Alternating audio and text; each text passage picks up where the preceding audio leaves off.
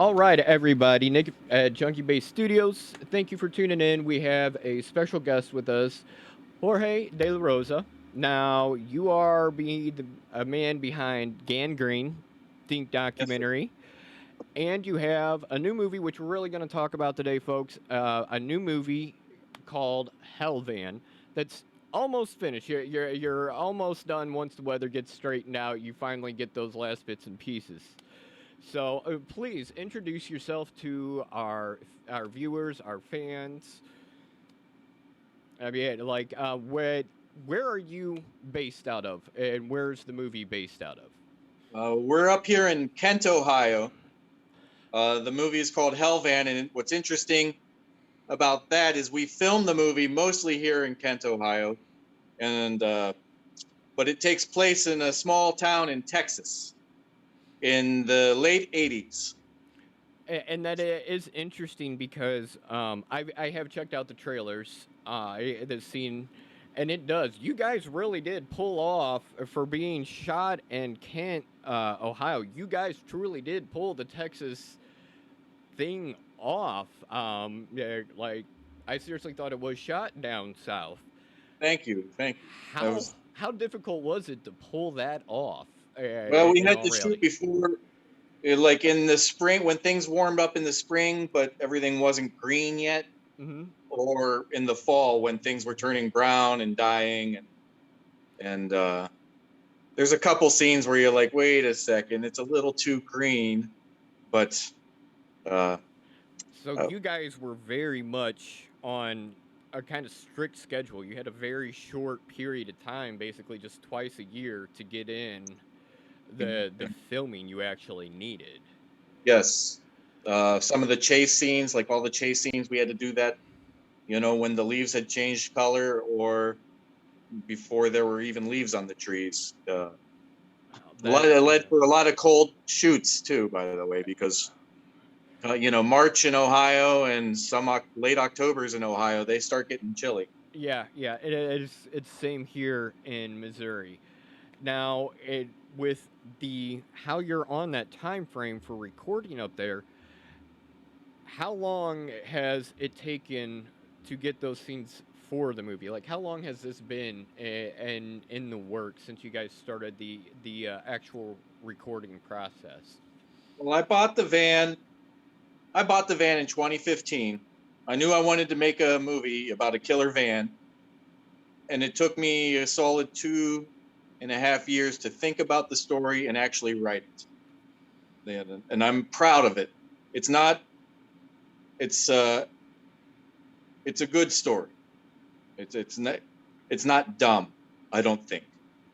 Well, it's dumb in the best ways. Um, Now, the story or the we've talked about it. The movie is Hellvan, and it's about a female DJ from Hell is played into it. Can you kind of explain or give a little without yeah, I have no problem telling some of the plot. The van used to belong to a fire department in a Mhm. small Texas town, and it's now there's a weirdo creep volunteer firefighter who now owns the van, right? And he becomes obsessed with it, and goes and commits arson. He's an arsonist. That's something that actually happens. Volunteer firefighters get bored and go, well, I'll burn something, catch something on fire so we can put it out.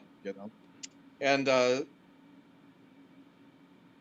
well, he burns down a church, but there was like a youth group sleepover in the church, and all the kids burn up, Oh, and the town kind of, the sheriff and the fire chief figure out like it's him, and they go to catch him, and then he he he commits suicide in the van. Before he commits suicide in the van, he says "Hail Satan," blows his brains out, and the van comes to life and drives around and kills everybody. now That, that does sound very interesting. Unfortunately, like I discussed with you, and we've had to discuss with other people and viewers, I can't watch horror movies. yes, Um, but it does sound extremely interesting. And if you get it in print form, I still love reading horror books. If you ever get it in print form, I will be all over it. I'll Now, send you the script. oh, that's awesome. Now, I did wonder, since you brought that up about volunteer firefighters, was that Yeah, kind of your inspiration, or what was the inspiration behind the movie itself? I owned a black van, and I was going to use it, and unfortunately, it died on me, and there was no way to get it back up and running. And then, so I scoured the internet, and on eBay, I found a red van that was perfect, and it used to belong to a fire department. And that was okay. Uh, this is cool. It's got the right vibe. And then I had to drive to Georgia to pick it up and drive it back. And I was got about an hour away from home, and the engine blew up on me. And it was like, well, I'm already this deep in. I'll put a new engine in it. Oh, And I had jeez. it towed. I had it towed to my mechanic's, and his house burnt down like that. Like that night. God. And and I was like, you gotta be fucking kidding me. But that was the story. I was like, okay, there's the van belongs to a fire department, and somebody in the fire department is going around, he's burning shit down. And then it was like, okay, what's he burning down? Why is it causing the van to come to life? But that's the real life is actually the origin of the van. That is very interesting and crazy at the Yeah, same time. It kind of it fits into your film very, very, very well. Just the whole story, the reality behind it, it fits in there very well. we've been So in the whole film, man. We've been lucky and unlucky in the best kind of ways. Where we're pulling our hair, but then in afterthought, it's like, wait a second, no, that we're really lucky that happened. So now it's the creative process. I like to discuss that for viewers because we like to focus on people wanting to make a career in music, film industry, the art. We really like to focus on that so they can get a grasp of what they might want to do. What yeah. is the creative process when you start coming up with the film, your idea and script and everything? What is the typical creative process for you in that regards? Well, I was here in Kent. There's an open mic right downtown, Hmm. at the Eurogyro. And I was doing comedy. I'd been doing stand-up comedy for almost 10 years, and it wasn't satisfying me creatively. And instead of sitting down and writing jokes as other comedians are telling their jokes, instead of doing that, I started writing the movie. Mostly, I was interested in writing cool kill scenes. And I was like, okay, the van drives around and kills people. How does it kill them? I've got to make each kill scene unique, something I'd never seen before, or want to see again. Uh, and I don't even care about the characters. I'm just writing these scenes. Writing the characters was an afterthought, because Yeah. then after I'd written these cool like kill scenes and the origin story, it was like, well, maybe I should try and flesh these, you know, empty shells out.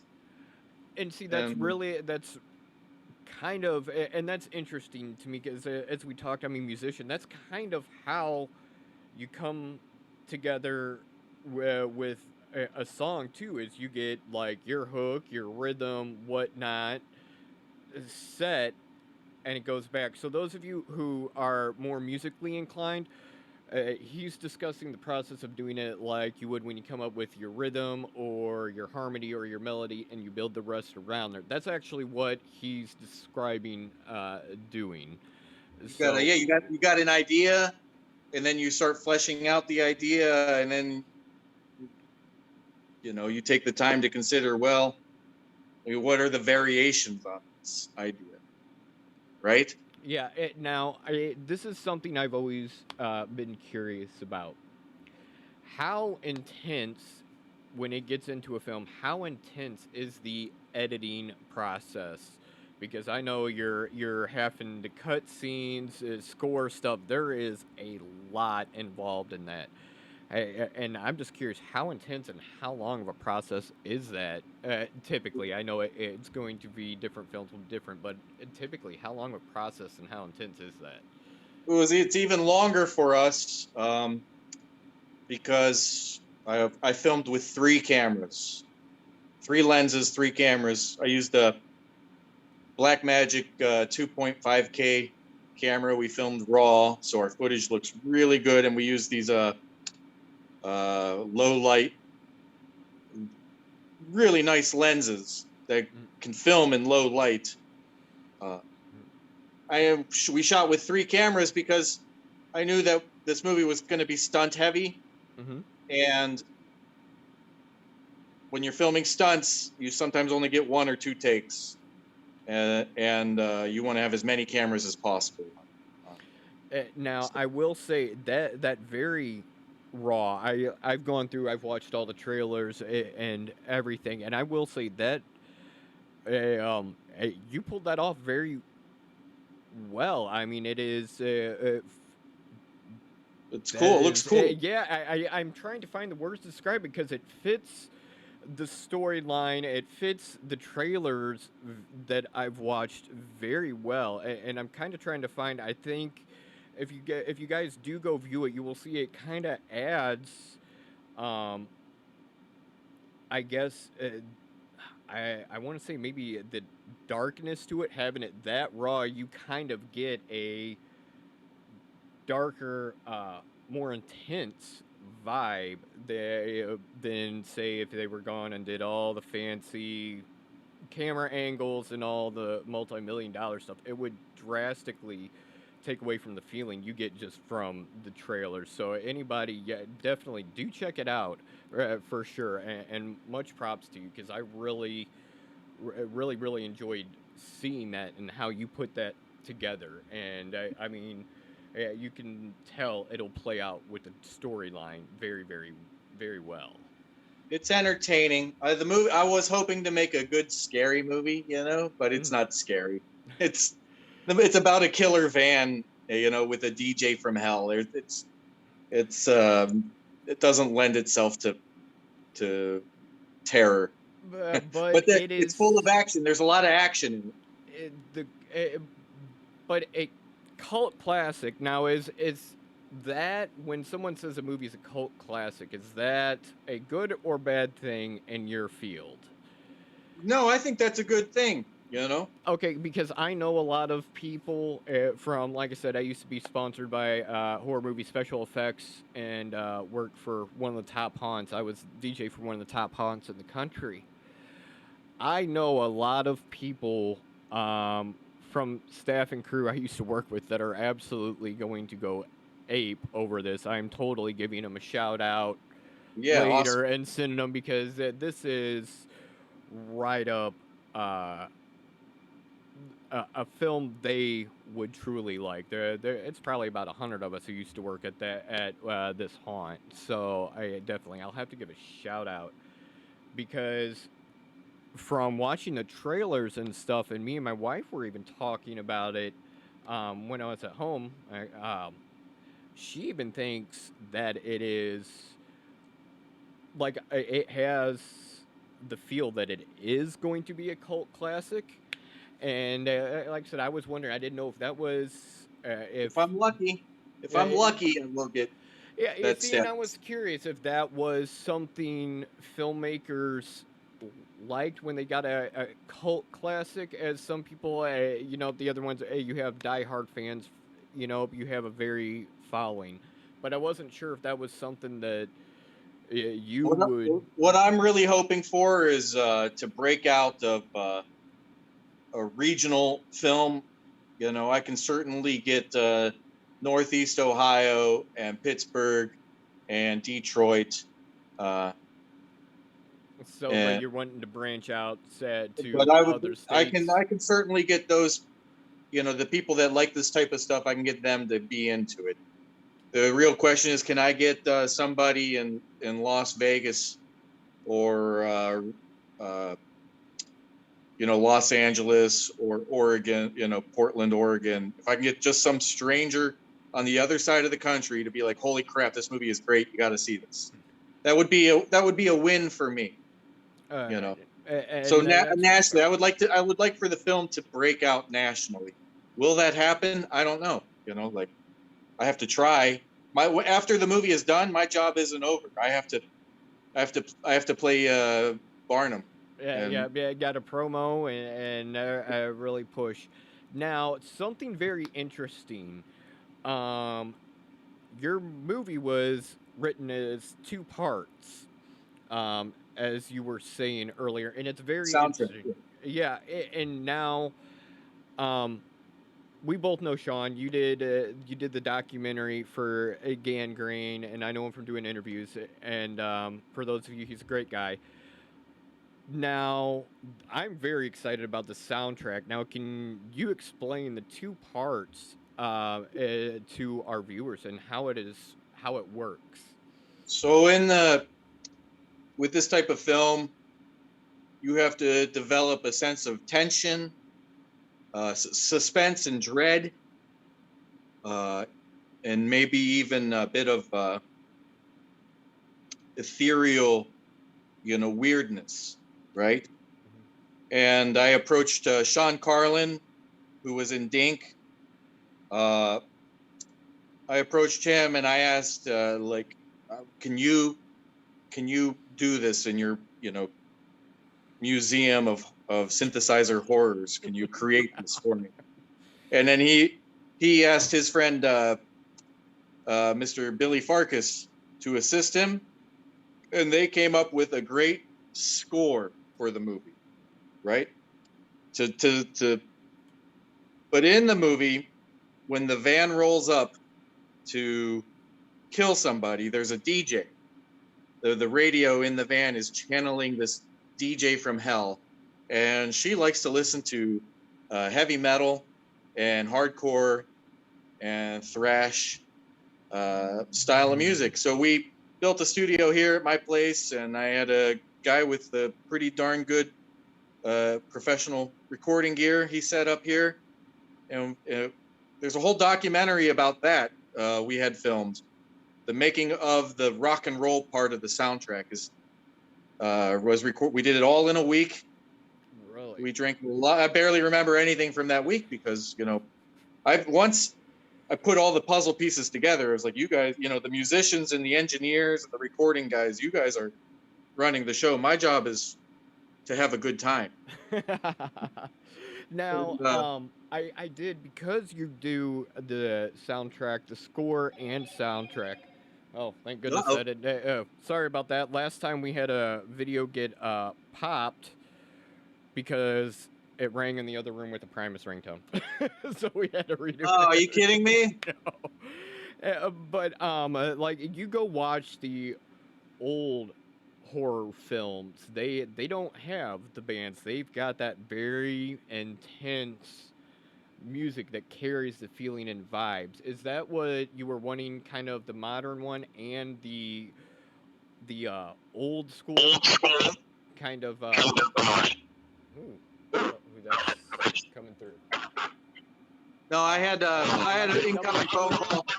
I had an incoming phone call and I declined it. Oh, okay. I was. Sorry about that. That's all right. Now is that like an actually something you're specifically going for? Yes, there are a couple movies that I was aping. The Warriors. Mm-hmm. There's a DJ in that film that they interact with the movie, and also Vanishing Point. There's a DJ in that movie, and even more recently, Death Proof, Quentin Tarantino's Death Proof. There's a DJ in that film, and so I was like, I want to have that in my movie, and that's a reason to have cool rock and roll music playing while somebody's, getting caught on fire or tearing his eyes out or whatever. You know. Uh, so, I mean, you used to, as you were saying, or you've been doing stand-up comedy. Yes. Am I coming through all right on your end? Yeah, you're coming through. I hear you. Okay, because I'm sounding kind of rough on my end a little. Okay. um, was writing a film ever something you even thought about or considered? Um, eh, even like before deciding to do something different? Was it ever So something you like I thought of in went, the past? right out of high school. I went to a New York Film Academy, Mhm. and I made a 16 millimeter art film there that won some art awards. It was kind of, and then I kind of got caught up in the relationship, real job, getting a house world, and realized I hated my life, and then went to college here in Kent, uh, and they didn't really have a film program. They had a media program, and I took that, but I steered my courses to have an emphasis in filmmaking.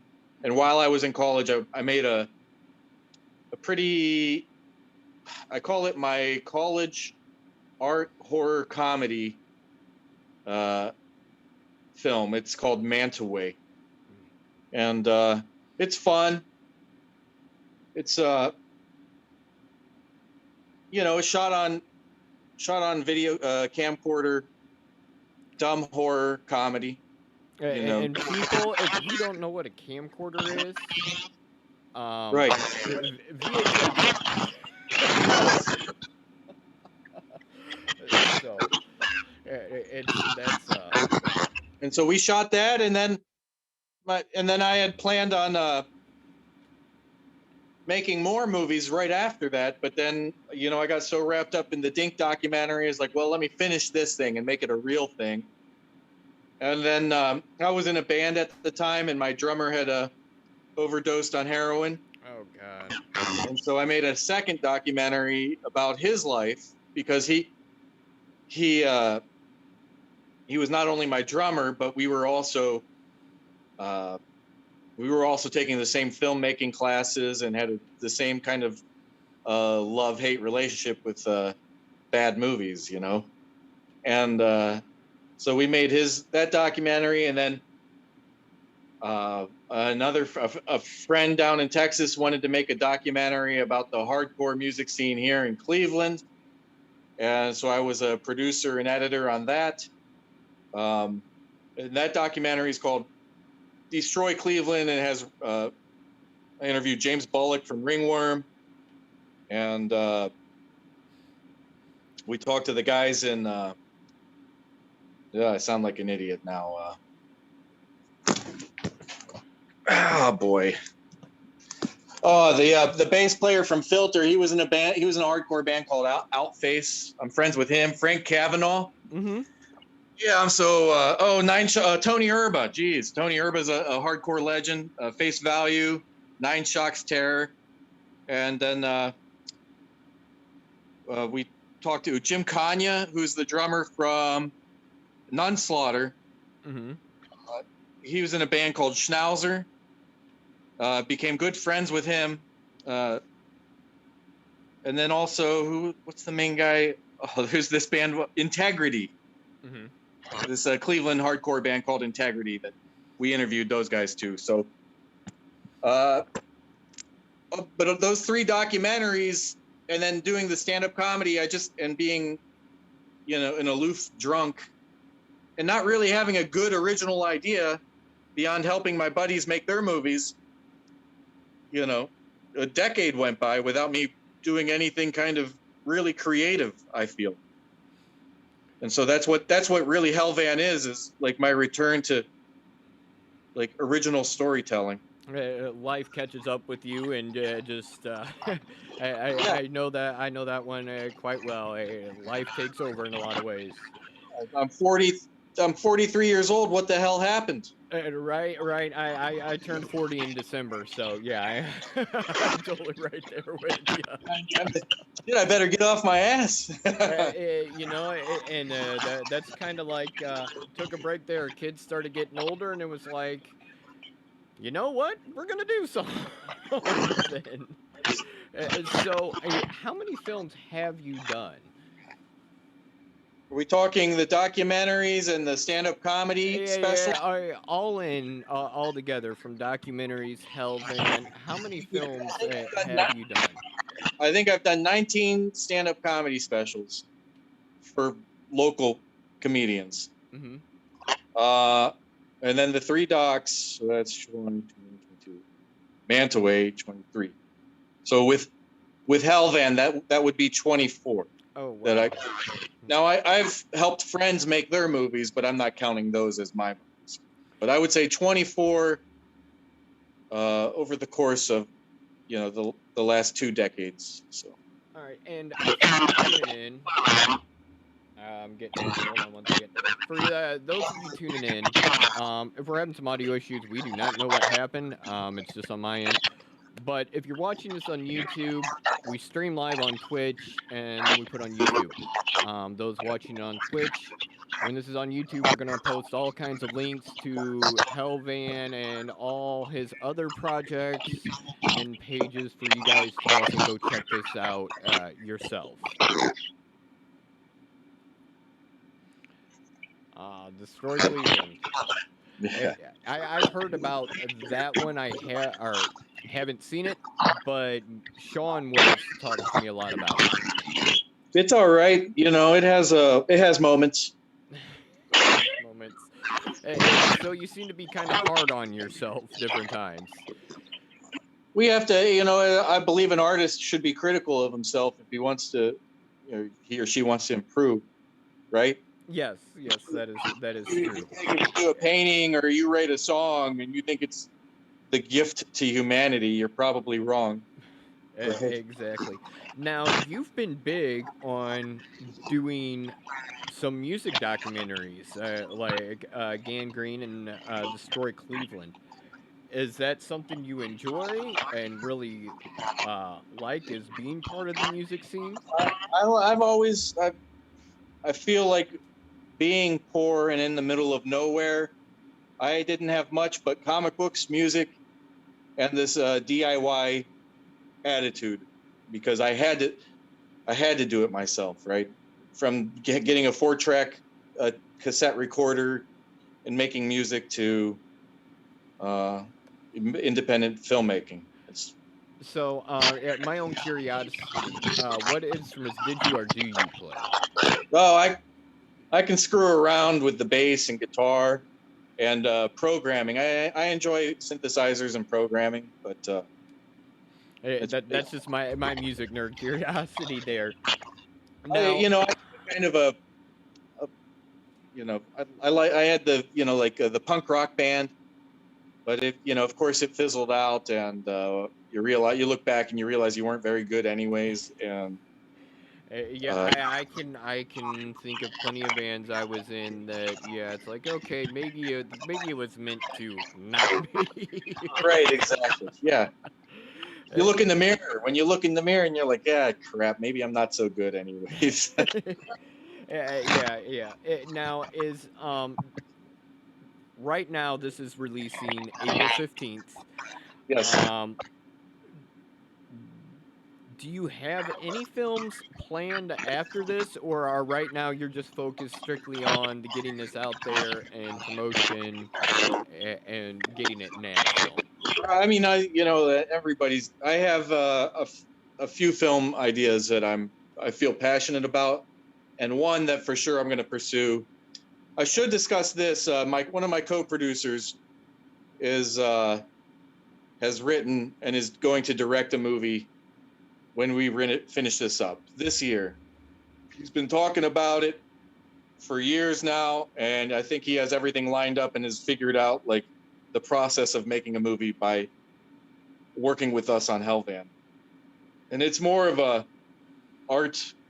a quirky art comedy. it's not an action horror movie like Hellvan. So I think he can pull it off. He has lofty goals and ideas, and I'm sure he will execute them properly. And he's actually the drummer in one of the bands on the soundtrack, Feckweed. Feckweed is his band, so he's a drummer. And he's got a pretty cool idea for a movie. I believe in it. It's like a modern fantasy type of film, sort of like Hellvan. It doesn't have orcs and elves and big bad. I've been thinking about fantasy movies a lot lately, and the movie that I want to make when I'm done with this, I probably won't start it until 2023, is a found footage horror film that I feel is unique. I don't want to. The found footage movies are very, very neat, and they take like a very artistic approach to something. That's just would be mainstream and turn it into something very artistic. That's my personal belief. It has to feel real. Mm-hmm. If it doesn't feel real, you lose. But it's one of those genres where the amount of money it takes to make one versus the amount of money you can make out of it, if you succeed, it's incredible. Now, like what was? Go ahead. I was gonna say, how different is the equipment and process for creating a found footage film? Is it a drastically different process than the normal filming? Yeah, well, one of the techniques is in a good found footage movie is night vision. You would typically don't use night vision in a film in the classical sense, unless it's something like Zero Dark 30, and you're seeing the point of view of the soldiers, making a night raid. Yeah. But other than that, you would not use night vision. But however, in the found footage movie, that's one of the cool things you get to use is, oh, it's dark. Let me hit this button so I can see what's going on, And a good night vision camera portrays reality in a kind of a cool, streaky, yellow green way that it's almost like a fantasy world, but it's reality. It's cool. Yeah, so that's and I do say, you ever get for those watching and tuning in, you ever get a chance, go throw on some night vision goggles or something, because just all in all, it is a cool experience and having it. Like I said, it just adds a whole different. It's like a different world, a different reality when you have them on. That's wild. It's wild, and I've always. I mean, that's just one little thing in the scheme of making a found footage movie. But I know I'm going to have to get a cool night vision camera for. Now, those are specifically cameras. It's not like a different lens or something you attach. There are some camera people who cheat it and like create a filter with in the computer. Yeah. Like they'll film it traditionally and then we'll fix it in post, right? But ain't nothing like the real thing, No. That is, and I can say that from a music standpoint. There's nothing like the real thing. Right. I mean, it is. Do you use, like, on those found footage, do you use lower, and this is for all my own curiosity, do you use lower budget cameras on the found footage, or to get that realistic feel? Yeah. Really? Oh, that's just very curious to me. I'm sorry, I'm dragging away from It depends on the filmmaker, but I know that I personally would probably, so like with Blair Witch, they used actual film cameras in conjunction with just handheld camcorders, but it works really well. Some people hate Blair Witch. I'm a fan of it. And The only bad thing I've heard about it from some people I know is two people got motion sickness from the cameras and they had to leave. Two people I know got motion sickness, but otherwise that was and the that's only that negative I heard.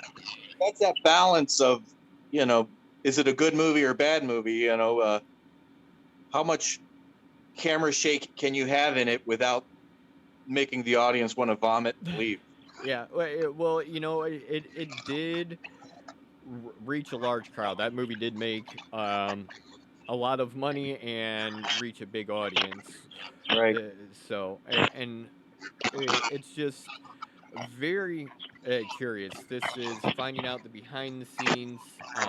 I've never actually got to sit down with the cinematographer or anything like that. I've had myself appear in indie films, my music, but I've never got to discuss with the actual creator and the Your behind music, the you scenes. had your music played in some cool indie films. I got noticed that they used a couple of my songs in some Sundance films Oh, years ago. I gave a couple people. I said, "Yeah, they had, as you know, most Sundance films don't have a budget." I told them if they want to use a couple of my tracks, go ahead, and they said okay and thank you, and that's the last I heard. so, that's uh, pretty awesome. yeah, well, yeah, I know one they discussed one of my songs they were using during a dream sequence for a movie. But Yeah. like getting to actually talk to you about the behind the scenes. Um, what role do you have in the music? Do you just say, "Hey, I want this," or "This is the vibe I got," and let the person run with it, or do you have a more direct, detailed approach and aspect? Well, in the editing process, with everything that was recorded for the movie, I essentially with Hellvan, I told Sean I need atmosphere, eerie, Mhm. you know, mono analog synthesizer sounds, and he did a really good job making that for us. And then with the bands, I sent each of the bands like, this is the scene that I think that, you'll be making a song for. And the idea, this is the idea, or the basic idea, is a van drives around and kills people. Make a cool song out of that in your style. And they'd write the song, and then they'd show up, and they showed up, and we recorded it. We tracked everything live except for vocals, of course. And then uh yeah, the album has a really cool organic sound, and then it was just a matter of mixing it into the movie in a logical manner. Okay, And so you actually had them the bands write the songs.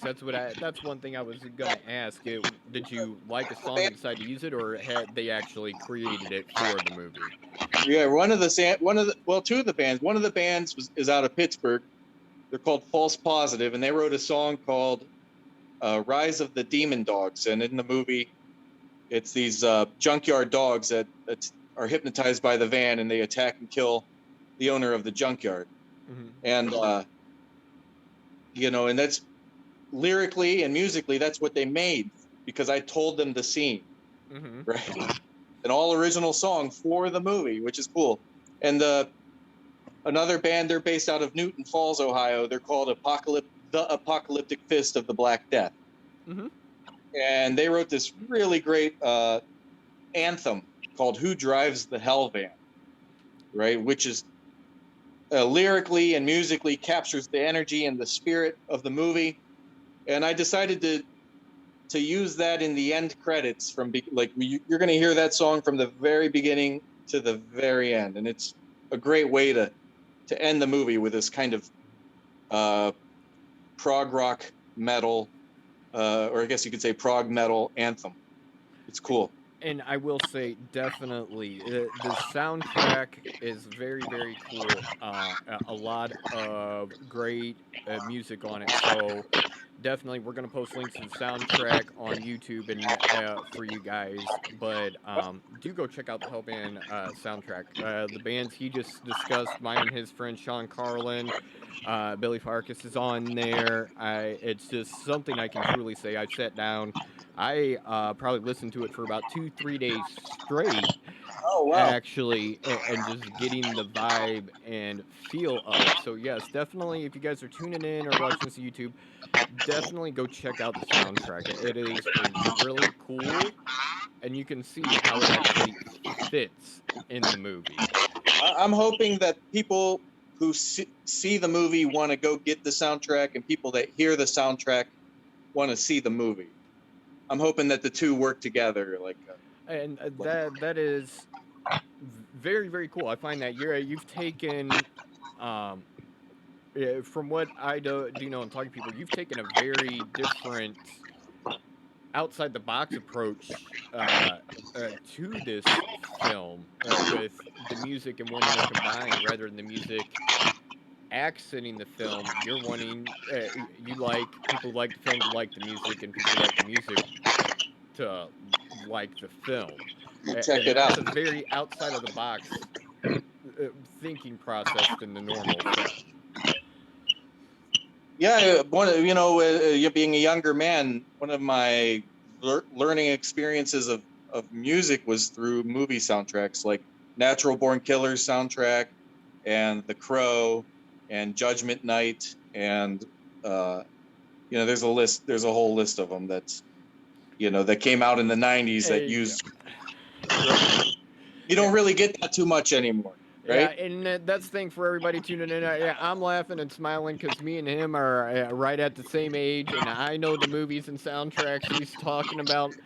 Right. And we have a large demographic age group, but I know there's quite a few people right now kind of lost in the soundtracks of those movies, trying to figure out where we're at.